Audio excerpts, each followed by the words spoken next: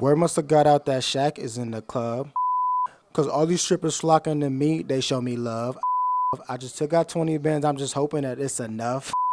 Man, I can't stand. I can't, I can't, I can't stand these little attention whores.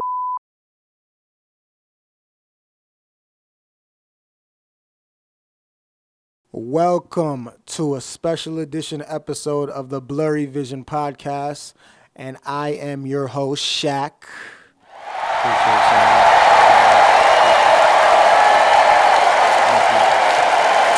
I want to give a special shout out to my barber, Sean the Barber. He just got me right for the podcast. I got to shout him out. Dude, real cool dude, real cool dude. But yeah, I'm bringing you a special edition of the Blurry Vision podcast. Usually I talk sports and I mix some little like pop culture stuff and gossip in there. But now I want to separate everything. I want to have different shows. I got the sports show. I got the PSG report, and now I want to bring to you the gossip concept. I'm still working on the name, but for now on, that's what we got. The first thing we got to talk about on the gossip concept is we got to talk about cloud chasers. You know what I mean? We got to talk about cloud chasers. Attention is probably the root of all evil. It used to be money. It still is money. But I think in 2022, attention is the root of all evil. So rapper The Game dropped this 10-minute diss track on the aimed at one of the GOATs, Eminem, Marshall Mathers, Slim Shady, and he titled it The Black Slim Shady. Now this all started when The Game was on the Drink Champs episode with Nori and DJ E&F, I believe that's his name, and Game was talking some nonsense about how he used to think Eminem was better than him, blah blah blah, and he's not. He wants to battle him, and you know what? I'm gonna play the clip right here. Play the clip right there. I like Eminem. He's one of the fucking good MCs. Great MCs. He raps fella. You know what I'm saying? Ficky. He do all that shit. Eminem. And I used to think Eminem was better than me. What you saying right now? He's not. Challenge. Hey, challenge it. Game, you don't want to go versus against Yes, Eminem. I do. What do you mean? Yeah, I do. The fuck you mean? So what you trying to say? Hey, let's just say what you're trying to say. You trying to say that I don't want to head up fade with the white man? No, I just want to stay on some drama. That's all. Hey, it's not drama. All right, so a couple things. First of all, I'm gonna just address the elephant in the room. Eminem is a far way better rapper overall than The Game. I used to be a huge Game fan. I love Jesus Piece is probably my favorite Game album of all time. But this is just vintage classic Game, just doing stuff for attention. I used to think Game had a relationship with Eminem. I know they got a song together, so I don't know where this is coming from. I don't know why Eminem has seemed to be like the punching bag for hip hop. The last few years, I don't know. I feel like if Eminem was black, a lot of this stuff wouldn't happen. I think Eminem oozes a lot of jealousy out of these guys, and it's honestly getting ridiculous because Eminem is a GOAT. To me, he's the best lyricist of all time, and I kind of do think overall I think he is the best rapper of all time. He checks a lot of boxes. Is he my favorite? Absolutely not. But you got to give respect where respect is due, and this is not very respectful from The Game. I really lost a lot of respect for Game. Game used to be one of the rappers I would go to their concert.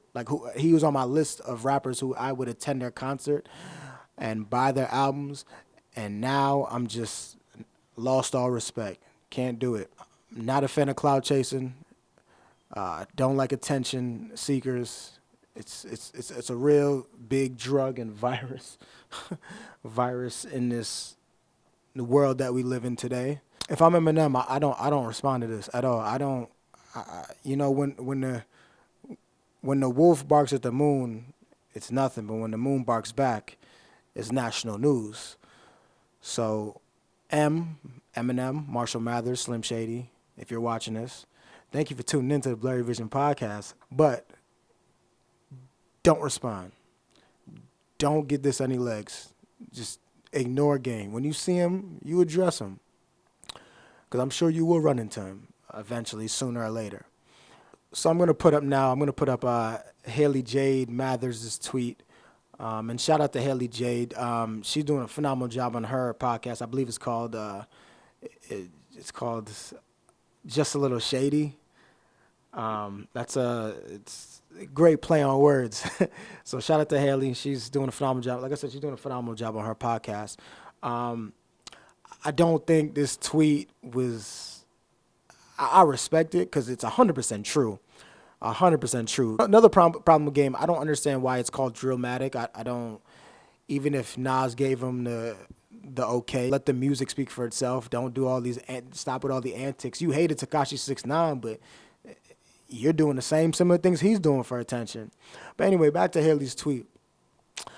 I really wish Hailie had not tweeted this out because I feel that now Hailie has put herself in the position to be used as a pawn in Game's quest to get a challenge, a one-on-one battle with Eminem. I'm afraid that later on in the week we're gonna get a diss track from Eminem from the Game. Hopefully it's not 10 minutes longer, and he's saying something completely reckless about Hailie. Like, I don't even want to give you an example, but just something crazy because he knows it's gonna spark some type of response from the rap god. So, yeah, I really wish Hailie had not put this tweet out, but it's 100. She just said nothing wrong. She's 100% right. I'm in no position to tell Hailie what to do. You know, she entitled to move her thumbs and hit tweet if she wants, but this needs to die because this is something small, and just like I said, it's just a cry for attention. The Game is like that girl in college that has 125 unopened snaps and is crying about not having a boyfriend. You don't want a boyfriend. You just want attention. All right? That's all you want, Game. You just want attention. And hopefully you don't get it. You know, Eminem went toe-to-toe with Machine Gun Kelly because of Hailie. I just hope, you know, Game doesn't take that similar route because he does have kids himself. Yeah, let's just hope this beef dies. And since I touched on Machine Gun Kelly, my whole team wants me to talk about why I dislike Machine Gun Kelly now. First of all, I will never dislike Machine Gun Kelly. I will never dislike him. He is one of my favorite rappers of this whole era. I have a problem with Coastin' the Rockstar. Coastin' the Rockstar is who I have a problem with. For those who don't know, Coastin' the Rockstar is who we see now. The guy that paints his nails, paints his hair weird colors, different colors, and is a wannabe rock star. I understand that Tickets to My Downfall went #1 and all that, but I think Machine Gun Kelly's problem was that he wasn't the star that he thought he was in rap. I remember a Breakfast Club interview, and I'll get to the Breakfast Club in a little bit. In a Breakfast Club interview, he wanted to spit some bars for Charlemagne, and Charlemagne wasn't feeling him, and he almost cried. Saying, like, I don't see like how you can like listen to that and not like be like, that's. It doesn't move me, man. Like. All right, stop it. It doesn't move me. Let him listen to the album. He's a nice guy. Nah, man, I'm not trying to hear that. You're better than Yellow Wolf. Nah, I'm not trying to hear that.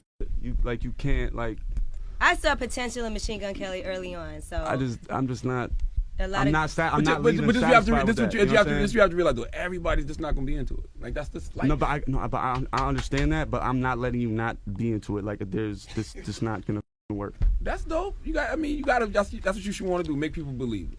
You should go to a Which is okay. You should be emotional and serious about your art and your work.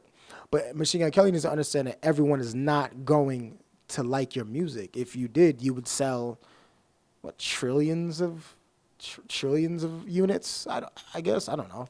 After the whole beef with him and Eminem, I thought this was the time where he was gonna take off, but then he switched his whole genre up, and yeah, I don't understand, because for me, I remember songs like Invincible and See My Tears. Those are two songs that helped me get through dark times during high school. I love those two songs off the first album, Lace Up. Phenomenal rap album. So I just wish Machine Gun Kelly had just, listen to his core rap fans, and because now he's a rock star, and he claims the next album is gonna be a rap, but I don't think he has bars anymore. I don't think he can spit anymore. That's my opinion. So that's kind of where my distaste for Coulson the rock star comes. I have no problem with Machine Gun Kelly. Machine Gun Kelly is a legend to me, absolute legend. DMX thinks he's a legend too. May he rest in peace. So when you have that type of respect from that type of legend, why do you need to switch genres? I don't do that. You know what I'm saying? There has to be a reason. It has to be, something that was done to me. Lyrically, I wouldn't think you would like Machine Gun Kelly. He's a nice guy. Great energy. Yeah, great energy. But lyrically, I wouldn't think you would want to rock with him on a record.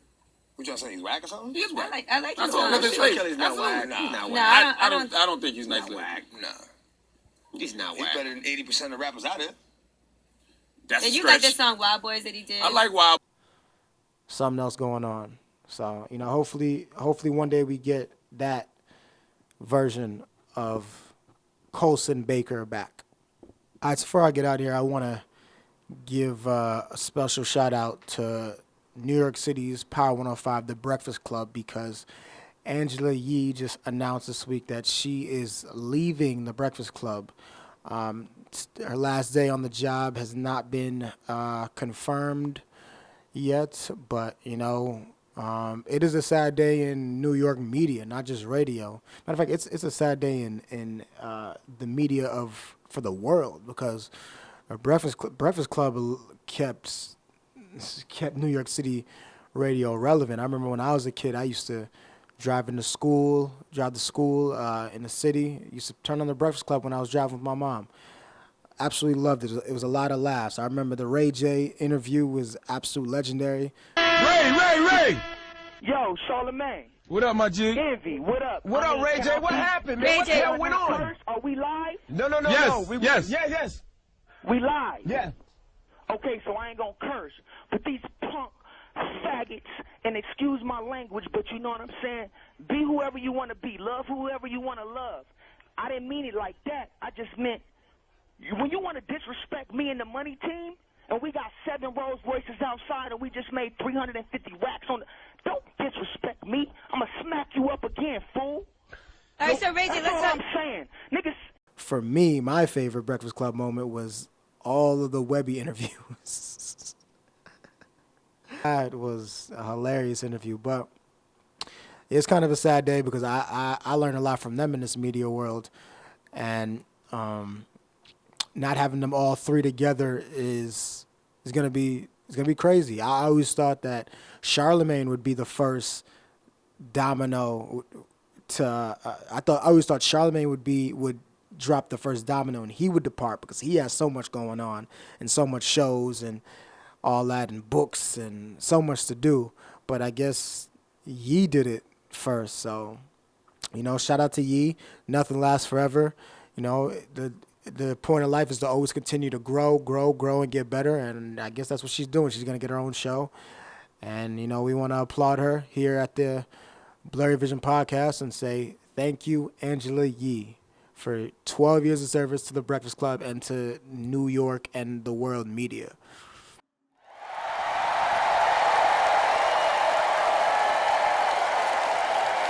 No one knows who's going to be her replacement. I think it should either be Remy Ma or Angie Martinez. Angie Martinez is a legend and a staple in New York hip-hop. And I keep saying New York. She's a staple in media, period. and she's a legend. Breakfast Club was inducted into the Radio Hall of Fame. So, go put one big legend with two other legends, and let's see how that goes. I think she's already on Power 105, so just, I don't know, give her another show or combine them. But, yeah, my vote is definitely for Angie Martinez to be Angela Yee's replacement. That's all I have this week for the Blurry Vision Podcast's gossip concept. I'm throwing different ideas and things out for the show. I want to talk about everything. So, I think it's better instead of just grouping it all into one to separate them. So that's what I'm doing. We'll see how this goes. We'll see what happens later on in the week. And, hopefully I have more things to talk about that I actually want to talk about. But until then, I'm Shaq, and this is the Blurry Vision Podcast. And everyone have a good week, and it's been my pleasure.